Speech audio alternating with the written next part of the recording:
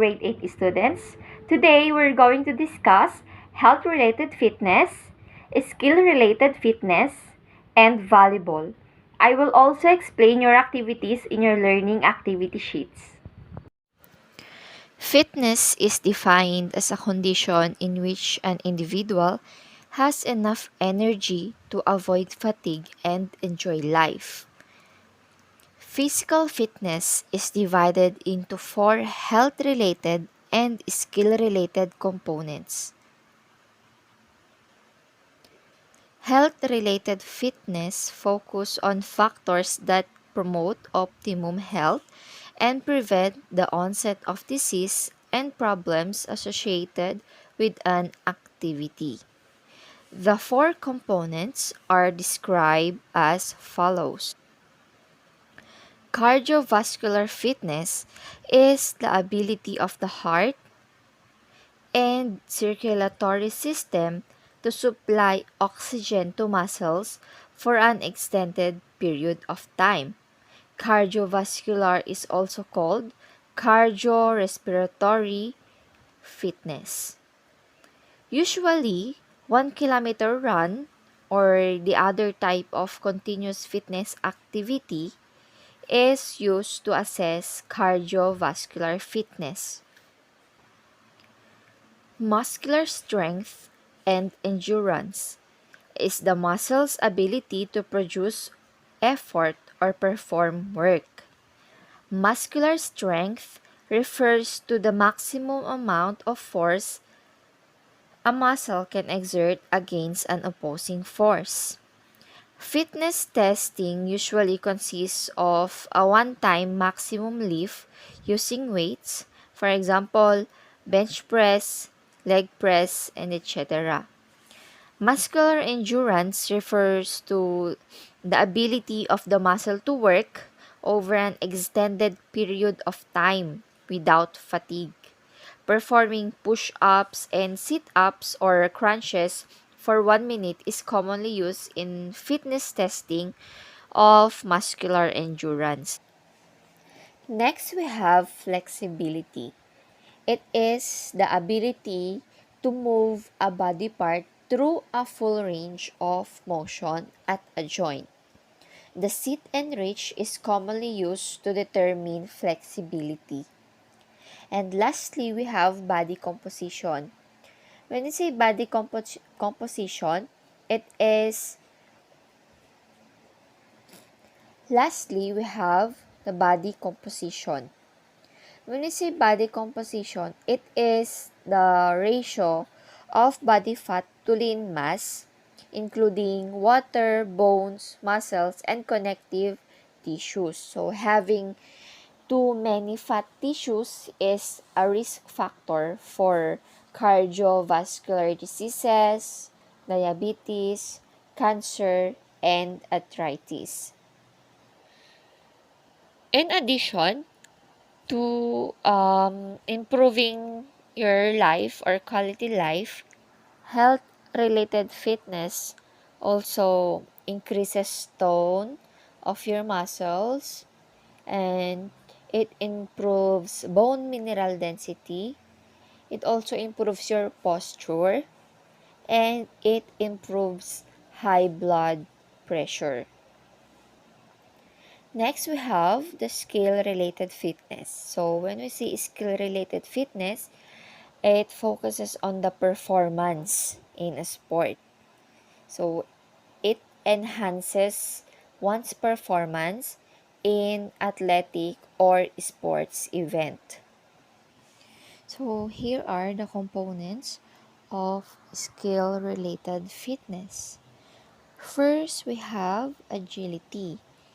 When you say agility, it is the rate at which an individual is able to perform a movement or cover a distance in a short period of time. Or in Tagalog, ito po yung liksi ng isang tao, kung gaano tayo kaliksi.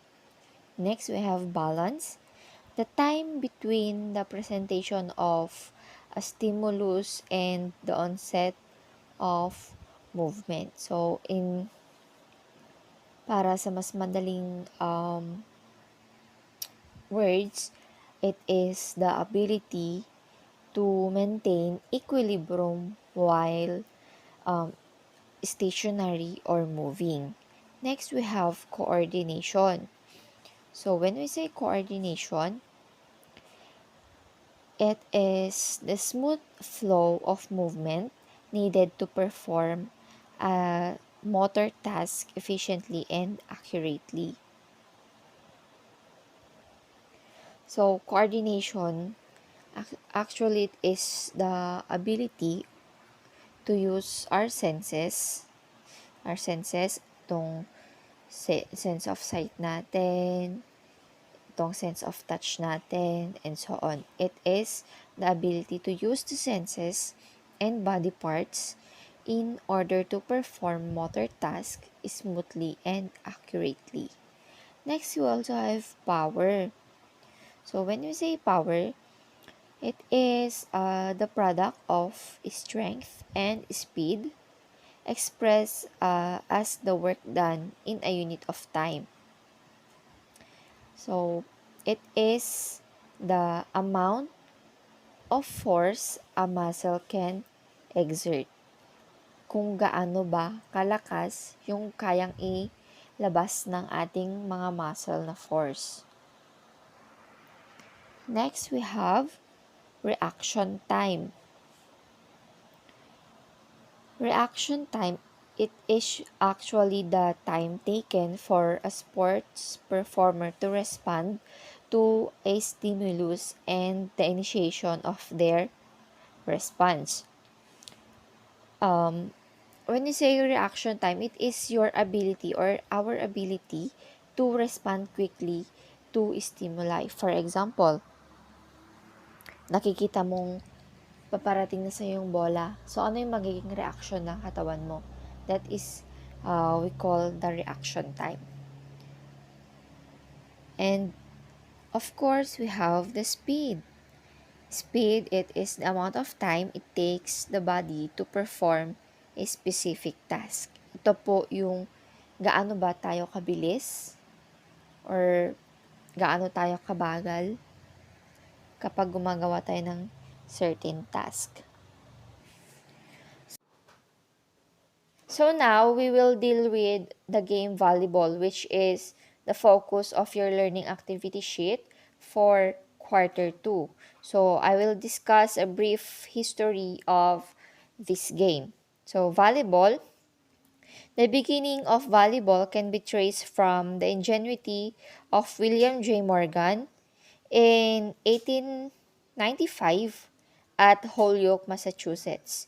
Initially, the game is called Mintonet, but in its first exhibition game demonstration, Alfred Halstead suggested the name volleyball due to the volleying characteristics of the game. So when we say volley, kapag ito yung bola ay pinagpapasa-pasahan, then nagka-create siya ng parang arc kapag pinapasa yung bola, that is called volleying. So, sinuggest ni Alfred Halstead na palitan yung pangalan from Mintonet to volleyball. So, in 1910, the game was brought to the Philippines by Elwood S. Brown. So, the Filipinos are credited in the changes of the game with the addition of the skill called spike or kill. So, sa Pilipinas, nauso yung skill na spike or kill. So, ano yung mga skills na kailangan mo na kapag maglalaro ka ng volleyball? Of course, we have service, and then volleying, setting, spiking, and blocking. So, ano nga ba yung mga iba't ibang benefits ng sports? Kapag naglalaro tayo ng sports, ano nga ba yung mga nakuha nating mga benepisyo? Of course, sa ating physical dimension, Sports enhances or playing sports enhances the metabolism of the body, which in turn is a factor in losing weight. While playing volleyball, um, it strengthens the upper body, arms, and the lower extremities. Of course, we have the emotional dimension. When players control their feelings during games, yan, emotional dimension is involved. Since a sport is fun, the emotional well-being is improved. And of course, when we are playing sports, we're going to think of ways on how where to direct the ball or the shuttle, and that involves intellectual dimension. And of course, we have the social dimension when players build good relationships with others or among others. And of course, kapag pinagkakatiwalaan natin yung ating mga kagrupo, that builds camaraderie and teamwork. Okay, so tignan naman natin kung ano yung mga activities nyo sa inyong learning activity sheet. So, for activity 1, you're just going to put a check mark in the corresponding column below the sport volleyball for your responses. So, kapag ginagawa nyo yung mga statements na nandito sa survey questions, you're just going to check yes. And then, kapag hindi nyo naman to ginagawa, just check no. And then, next activity, the components of physical fitness. So, below is the table indicating volleyball basic skills and components of physical fitness involved in performing the basic skills. So you're just going to identify the component of physical fitness involved in performing the respective skill. So for example, in number 1, serving, what components of physical fitness are involved when you do serving? Ganun din sa blocking, spiking, digging, setting, and passing. And then, of course, activity 3, na-discuss na natin to kanina, yung mga benefits na makukuha mo kapag nagple-play ka ng certain sports.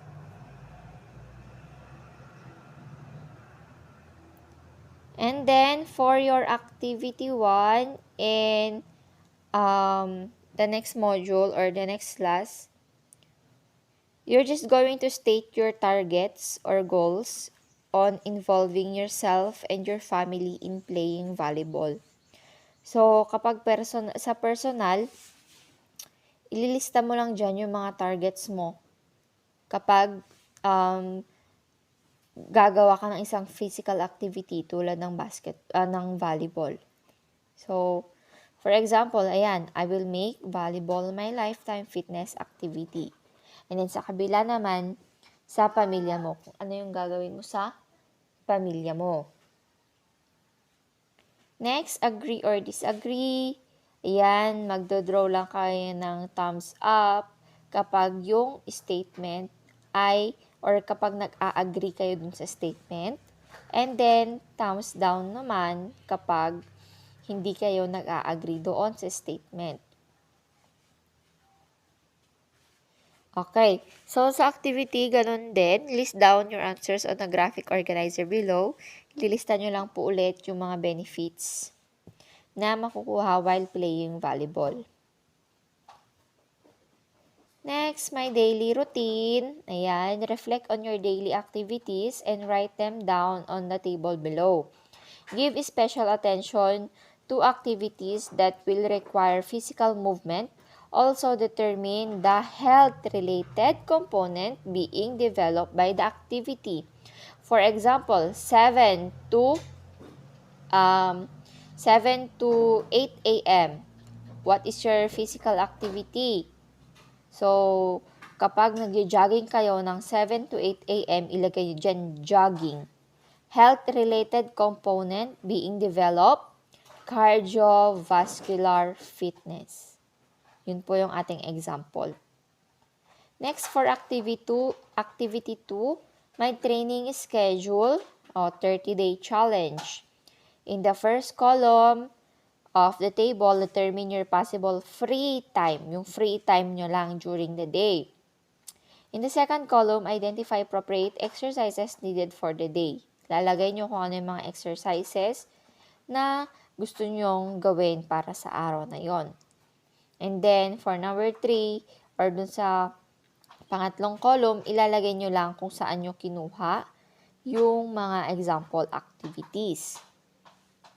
That would be for 30 days. So, I will check your learning activity sheets with this table for 30 days. 30 days. Next, activity 3, my plan for us. Now that you have the knowledge in making an activity program, your next task is to create another for the whole family.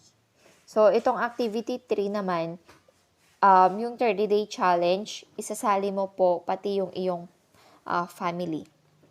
Then, activity 2, create a new plan for your family. Ayun na nga. Pero yung sa my family, it is for 1 week lang. And, ito na, activity 1, you're going to determine or identify the following pictures. Ayan, kung ano yung nasa picture, ilalagay nyo dyan kung serving, digging, passing, spiking, blocking, dribbling, and so on. Okay? Ilalagay nyo lang kung ano yung specific na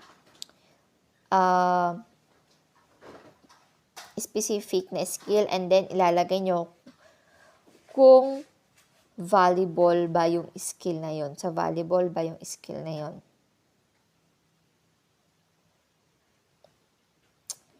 And then next, name the basic skill. Ganyan, name the basic skill in volleyball which is shown in the picture, and write how and what is the purpose of given skill in the space provided. So, you're going to write kung ano yung skill na yon, and then isusulat nyo kung paano gawin yung skill na yon, at isusulat nyo din po kung ano yung purpose ng skill na yon. Then, for activity 3, execute the following volleyball skill. Ayan, ang isasubmit po dito ay ang video presentation wherein ginagawa nyo itong mga following skills. Itong walling. Gawin nyo itong walling. Ma'am, wala kaming bola. Pwede pong humiram ng bola. Pati itong tossing. Okay? So, kapag nakita ko na may 30 repetitions and above, doon sa walling and tossing, I will give you 10 points. Then, 20 repetitions to 29, 8 points. 15 to 19, 6. Then, 10 to 14, 4 points. 9 and below, 2 points. Then, of course, reflection. What is the value or importance of engaging in physical, indoor, or outdoor activities now that we are under the pandemic crisis? Ano nga ba yung kahalagahan ng pakikisali natin sa mga physical activities or yung paggawa natin ng physical activities sa ating panahon ngayon na may pandemic? So that is our lesson for today. I hope na may natutunan kayo sa araw na ito. Thank you!